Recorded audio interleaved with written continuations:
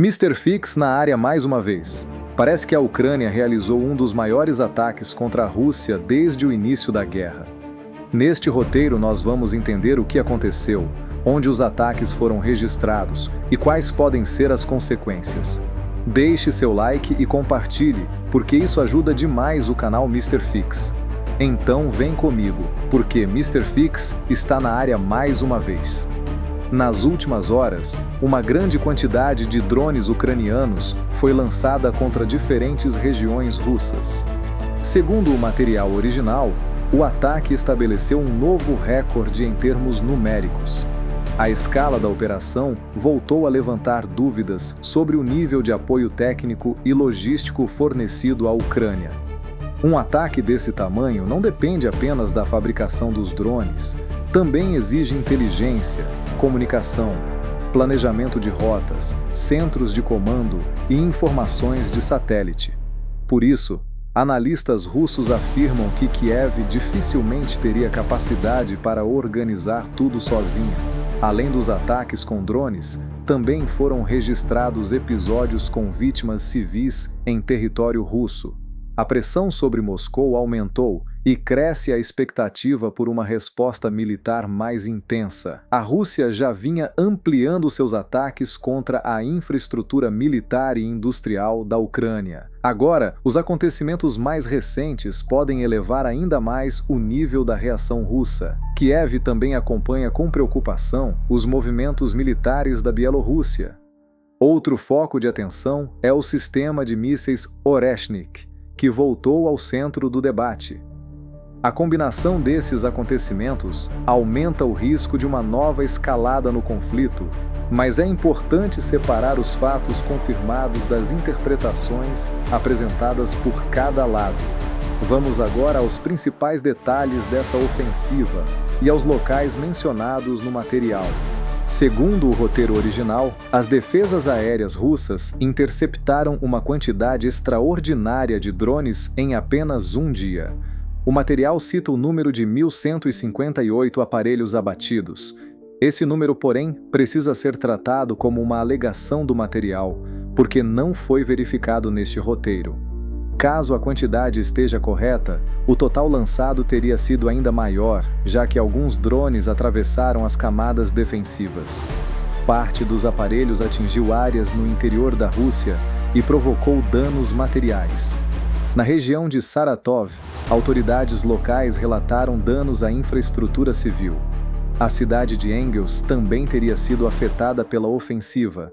Segundo o governador regional, 2 pessoas morreram em consequência dos ataques. Em outra região, um evento noturno precisou ser cancelado por razões de segurança. Também houve relatos de incêndio em uma área aberta após a queda de um drone. As forças armadas da Ucrânia ainda teriam tentado atingir diversas outras regiões russas. Belgorod aparece entre os casos mais graves mencionados na transcrição. Ali, o ataque não teria sido realizado apenas com drones, mas também com mísseis. A defesa aérea russa foi acionada para interceptar os projéteis. Mesmo assim, o material afirma que houve vítimas. 3 homens teriam morrido em decorrência dos ferimentos. Esses episódios demonstram que ataques de grande escala podem produzir efeitos mesmo quando a maior parte dos alvos é interceptada. Para Moscou, a quantidade de vetores lançados representa um teste direto de sua capacidade defensiva. Para Kiev, a operação parece ter buscado pressionar a retaguarda russa e dispersar os sistemas de defesa. O resultado, no entanto, também aumentou a possibilidade de uma resposta russa mais severa. Мне жалко Одессу как город. Мне жалко архитектуру. Да, мне жалко знакомые с детства вот эту булыжную мост. Ну там же долго, ребята, каждый день. A atriz e comentarista russa Yana Poplavskaya afirmou que a Ucrânia não teria condições de lançar tantos drones sem apoio externo. Na avaliação dela, a União Europeia estaria envolvida na sustentação logística dessa campanha. Essa é uma interpretação política, mas ela acompanha um debate cada vez mais forte dentro da Rússia. A questão não envolve apenas o preço de cada drone. Uma ofensiva dessa dimensão exige produção, armazenamento, transporte, manutenção e montagem. Também exige operadores treinados, sistemas de navegação, dados de inteligência e coordenação em tempo real. Satélites e plataformas de reconhecimento podem ser decisivos na escolha das rotas e dos alvos. Por isso, a discussão sobre a participação ocidental vai muito além do simples fornecimento de equipamentos. A Rússia afirma ter destruído repetidamente instalações ucranianas ligadas à produção de drones. Mesmo assim, Kiev continua demonstrando capacidade para lançar ataques em grande quantidade. Uma explicação apresentada no material é que componentes seriam produzidos na Europa e montados em território ucraniano. Esse modelo permitiria reconstruir rapidamente linhas de montagem em galpões e instalações improvisadas. Destruir uma fábrica completa é diferente de impedir a montagem descentralizada de equipamentos. Essa descentralização dificulta a identificação e a neutralização de toda a cadeia produtiva. Na prática, a guerra de drones passou a funcionar como uma disputa industrial e tecnológica. Cada lado tenta produzir mais, adaptar-se mais rápido e encontrar brechas nas defesas adversárias.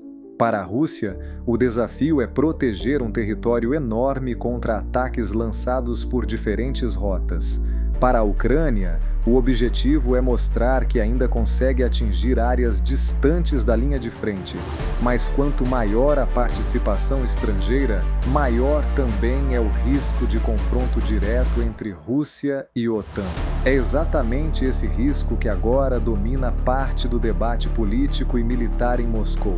Dois elementos dessa ofensiva precisam ser observados com atenção. O primeiro é a dimensão numérica do ataque, descrito no material como o maior já realizado contra a Rússia. O segundo é a capacidade defensiva demonstrada pelos sistemas russos. Interceptar centenas de drones em poucas horas exige radares, mísseis, guerra eletrônica e coordenação entre diferentes unidades. Caso o número citado esteja correto, trata-se de um esforço defensivo de escala excepcional. Poucos países possuem território, infraestrutura e quantidade de sistemas suficientes para enfrentar uma ofensiva desse porte. Isso mostra que a Rússia se prepara não apenas para a guerra atual, mas para cenários de confronto muito maiores. Ao mesmo tempo, nenhuma defesa é completamente impenetrável. Alguns drones conseguem passar, causar incêndios, danificar estruturas e atingir pessoas. É justamente por causa dessas vítimas que cresce a pressão por ações mais duras contra Kiev. O analista militar Yuri Baranchik, citado na transcrição, defendeu medidas mais decisivas. Segundo ele, atacar apenas armazéns e instalações não seria suficiente para encerrar o conflito. O analista mencionou a possibilidade de ataques contra centros de comando e integrantes da cúpula político-militar ucraniana. Na linguagem militar, esse tipo de operação costuma ser chamado de ataque de decapitação. O objetivo seria desorganizar a cadeia de comando e aumentar a pressão por negociações. Mas operações desse tipo também podem provocar retaliações e aprofundar a guerra. Além disso, atingir autoridades políticas envolve consequências jurídicas, diplomáticas e estratégicas muito sérias. A Rússia ainda parece evitar um ataque direto contra países da OTAN. Porém, Moscou pode optar por ampliar as operações contra estruturas de comando dentro da Ucrânia. Essa possibilidade passou a ser discutida com mais força após os ataques. O Ministério da Defesa da Bielorrússia anunciou a criação da 37ª Brigada Aerotransportada Independente. A nova unidade deverá ser inicialmente posicionada perto de Gomel, próximo da fronteira com a Ucrânia. Posteriormente, a brigada será transferida para sua base principal. Segundo o anúncio, soldados e oficiais já foram recrutados. Os militares estariam realizando treinamentos de coordenação para operações de combate. A notícia provocou preocupação e intenso debate nos meios de comunicação ucranianos. Kiev acompanha qualquer movimentação bielorrussa com atenção desde o início da guerra. A Bielorrússia é aliada estratégica da Rússia e permite o uso de seu território para atividades militares. Agora, a criação de uma nova brigada aumenta as dúvidas sobre os planos de Minsk para os próximos anos. Isso não significa necessariamente que a Bielorrússia entrará diretamente na guerra, mas representa um reforço de sua capacidade militar na fronteira sul. A preocupação aumenta porque o sistema de mísseis Oreshnik também teria sido implantado em território bielorrusso. Segundo o material, os lançadores não estariam concentrados em apenas um local. Eles teriam sido distribuídos por diferentes posições dentro do país. Isso dificultaria a identificação antecipada de uma possível área de lançamento. O Oreshnik é apresentado pela Rússia como um sistema de alta velocidade e difícil interceptação. Sua presença na Bielorrússia ampliaria o alcance estratégico disponível contra alvos na Ucrânia e na Europa. Para Kiev, a ameaça não está apenas no míssil, mas na imprevisibilidade de sua localização. Para a OTAN, a implantação reforça a pressão militar sobre o flanco oriental da aliança. Por isso, cada nova informação sobre o sistema provoca imediata repercussão política e militar. Especialistas ocidentais teriam analisado destroços atribuídos ao Oreshnik. Segundo uma publicação ucraniana citada no material, a composição do míssil surpreendeu os investigadores. Durante anos, governos ocidentais afirmaram que a indústria russa dependia de componentes eletrônicos importados. As sanções foram planejadas justamente para limitar o acesso de Moscou a tecnologias avançadas. Esperava-se que a falta de peças estrangeiras reduzisse a produção de armas de alta precisão. Mas a análise mencionada no roteiro teria apresentado um resultado diferente. De aproximadamente 1.100 componentes estudados, cerca de 1.000 seriam de origem russa. As 100 peças restantes seriam produzidas na Bielorrússia. Segundo essa versão, não foram identificados componentes norte-americanos, europeus ou chineses no conjunto analisado. As peças teriam datas de fabricação entre 2023 e 2025. Isso indicaria uma cadeia de produção recente e relativamente protegida das sanções ocidentais. Caso essas informações estejam corretas, Rússia e Bielorrússia desenvolveram uma base industrial mais autônoma do que o Ocidente imaginava. Essa conclusão preocupa Kiev porque novas sanções teriam pouca capacidade de interromper imediatamente a fabricação. Também significa que novos mísseis poderiam continuar sendo produzidos mesmo sob restrições internacionais. O impacto psicológico é tão importante quanto o impacto militar.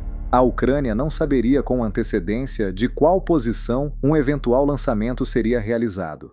Também enfrentaria dificuldades para prever o momento exato de um novo ataque. Por isso, o Oreshnik aparece como uma ameaça estratégica e como um instrumento de pressão. Agora resta saber qual será a resposta de Moscou após a ofensiva ucraniana e os episódios registrados em território russo. Eu sou Mr. Fix e estive mais uma vez com vocês. Fiquem com Deus e até o próximo vídeo.